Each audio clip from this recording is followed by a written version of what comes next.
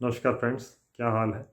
इस वीडियो में मैं आपसे बात करूंगा कि भगवत गीता को कैसे पढ़ें और क्यों पढ़ें।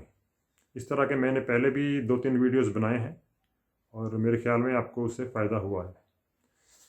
तो सबसे पहले कि आपको भगवत गीता क्यों पढ़नी चाहिए, है ना। देखिए, भगवत गीता मेरे ख्याल से हर किसी के लिए नहीं है, क्योंकि ये उनके लिए है जो अपने माइंड को स्ट्रॉन्ग बनाना चाहते हैं, है ना। स्पिरिचुअलिटी में जो थोड़ा एडवांस लेवल तक भी जाना चाहते हैं और थोड़ा जो इसको टाइम देंगे भगवत गीता को पढ़ने में और इसको रियली समझने के लिए काफ़ी टाइम देना पड़ता है।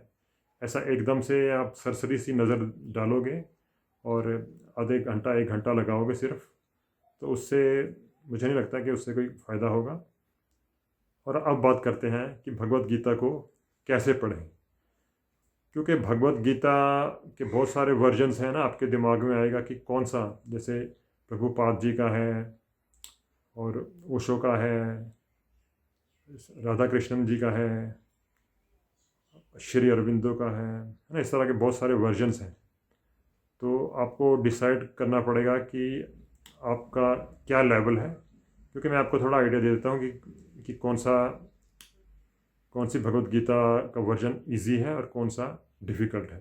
तो सबसे पहले तो आपको, है ना, भगवत गीता आप चाहिए जो रियल असली भगवत गीता है। वो जैसे मैंने, मेरे पास ये है ना। जैसे जो गीता प्रेस की आती है, इसमें सिर्फ गीता के श्लोक हैं और उसका हिंदी अनुवाद है। एक तो इस तरह के आपके पास ये होगी छोटी, है ना, तो इसको आप कहीं भी कैरी कर सकते हो। तो एक तो ऐसा ले लो, ये तो सस्ती आ जाती है 10-20 रुपए की, है ना। और उसके बाद अगर आप, है ना, रियली डीप जाना चाहते हैं, तो मैं अभी आपको वो डिफरेंट बताऊंगा कि कौन कौन से वर्जन्स हैं और कौन सा मुश्किल है, कौन सा आसान है। तो सबसे आसान वर्जन जो मुझे लगा है वो ये है, शायद आपको उल्टा नज़र आ रहा होगा। ये है भगवत गीता स्वामी चिन्मयानंद जी द्वारा। तो ये काफ़ी अच्छा है और इसमें काफ़ी डिटेल में जानकारी दी गई है। तो आप ये ले सकते हो। तो मुझे ये काफ़ी अच्छा लगा था और स्टार्ट करने के लिए वो इजी है। या और जैसे एक प्रभुपाद जी का है ना, इस्कॉन वाला, तो मुझे लगता है कि वो थोड़ा सा मुश्किल है। तो अगर आपको आसान चाहिए तो चिन्मयानंद जी का ले लीजिए। और जैसे आप, है ना, जैसे ओशो हैं, उनका भी आप सुन सकें। उनके ऑडियोज़ आजकल काफ़ी यूट्यूब पे या उनकी वेबसाइट वगैरह है, वहाँ पे आप ओशो का भगवत गीता पे जो उन्होंने दिया है, प्रवचन दिए हैं, वो भी आप सुन सकते हो। तो वो भी ठीक है, आसान है। और अगला और एक वर्जन है, हाँ, जैसे श्री औरबिंदो का है, वो काफ़ी एडवांस, बहुत अच्छा है, लेकिन वो बहुत एडवांस्ड है। तो जैसे है ना, जो अरविंदो घोष थे, देशभक्त थे, तो उनका बहुत अच्छा है, लेकिन वो एडवांस्ड है। वो, है ना, जिसका एडवांस लेवल है उनको समझ आएगा।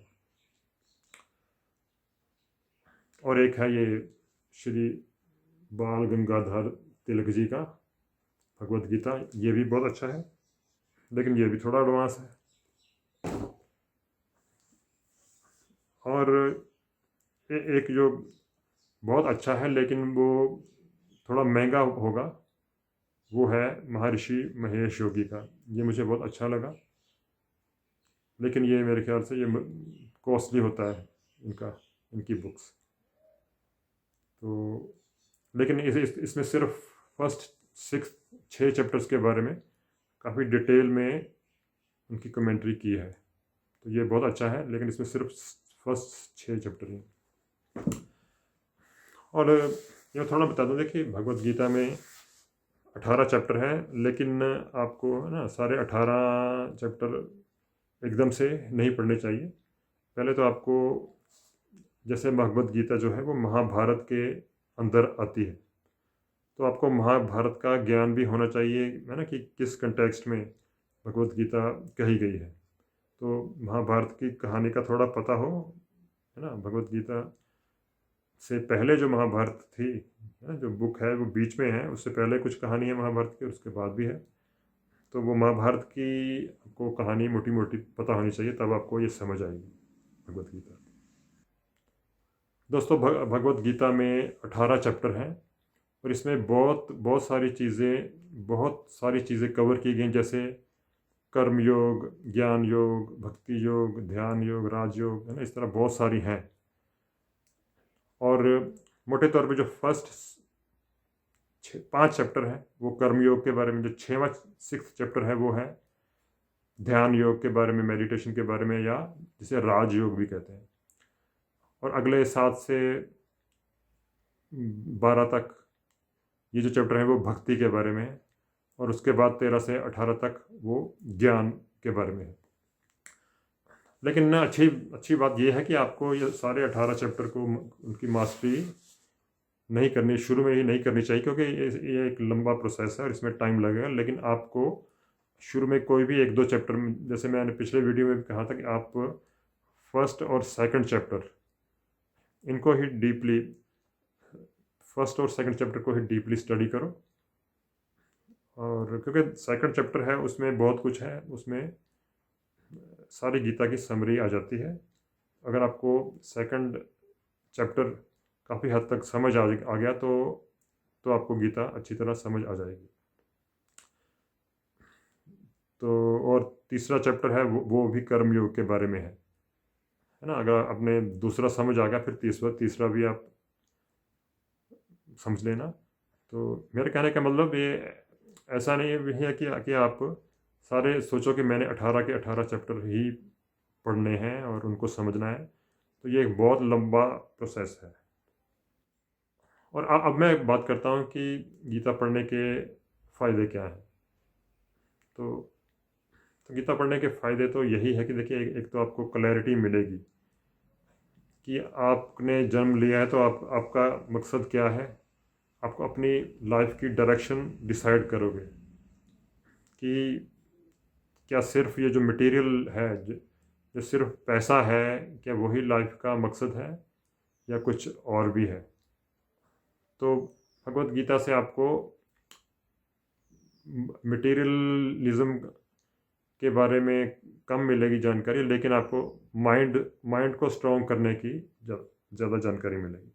तो भगवत गीता से आपका मन आपका स्ट्रॉन्ग होगा। उसका क्या मतलब है कि आपको डिप्रेशन, है ना, आपको डिप्रेशन होने के कम चांस है। और आपको कोई मुसीबत आएगी तो आपको इतना कोई फ़र्क ज़्यादा नहीं पड़ेगा, मतलब आप थोड़ा खुश वगैरह खुश आप ज़्यादा रहोगे और दुखी आप कम रहोगे। और आपको, है ना, साइकोलॉजी समझने में मदद मिलेगी, अपनी भी और दूसरे लोगों को भी।